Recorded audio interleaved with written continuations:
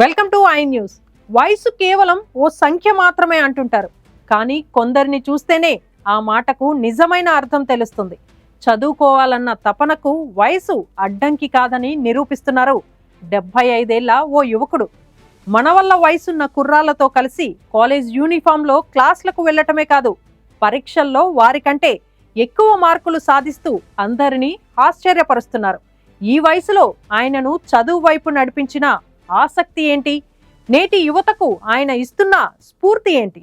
College uniform లో భుజాన bag తగిలించుకొని మన వల్ల వయసున్న కుర్రాళ్లతో కలిసి క్లాస్ రూమ్ లోకి ఎంతో ఉత్సాహంగా అడుగు పెడుతున్న ఆయనే సెల్వమణి.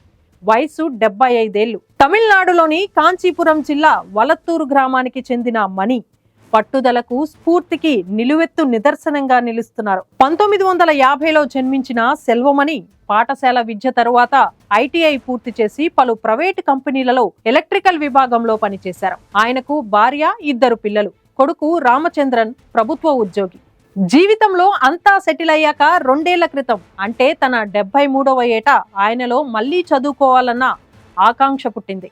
అనుకున్నదే తడవుగా 2023లో చెన్నై తరమణిలోని పాలిటెక్నిక్ కాలేజ్లో డిప్లొమాలో చేరారు. ఆయన కేవలం కాలేజ్కి వస్తున్నారంతే అనుకుంటే పొరపాటే.